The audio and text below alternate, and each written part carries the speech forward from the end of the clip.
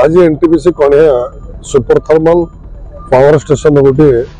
दुर्घटना घटी से पाखापाखि गोटे बड़ 60 मीटर टावर जहाँकि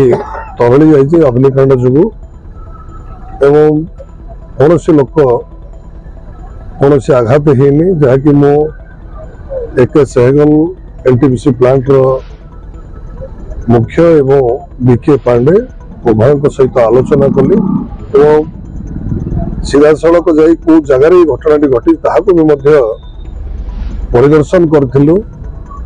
एवं अनुमान करा अति शीघ्र से काम किभली भाव में बाईपासिंग करके कोयला प्रेरण कर यूनिट को जहाँकि 500 मेगावाट व्याघात सृष्टि जहाँकि पाखापाखि एनटीपीसी कर्तृपक्ष प्रत्येक दिन 2 कोटी टंका एथरे लॉस हम एवं आखि आगे रखी एनटीपीसी कर्तृपक्ष या बाईपासिंग करके पुणी से यूनिट जो बंद अच्छी कार्यक्षम करेंगे मत व्यक्त कर सहित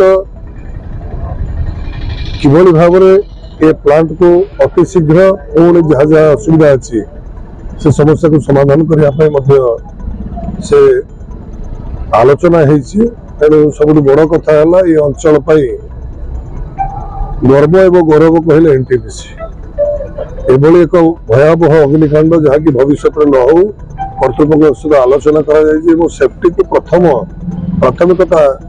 दे कार्य करेंगे एनटीपीसी कर्तृपक्ष प्रतिश्रुति देते जहाँ धन्यवाद देवी 8 घंटिका समय अग्निकांड है 9:30 घंटिका सुधा समस्त अग्नि को नियंत्रणाधीन करागला तेणु बड़ दुर्घटना बर्ती जाइए आम एनटीपीसी प्लांट मु आशा करी निश्चित भाव में प्लांट अति शीघ्र कार्यक्षम करने जो प्रतिश्रुति देते पालन करेंगे आशा करुँ।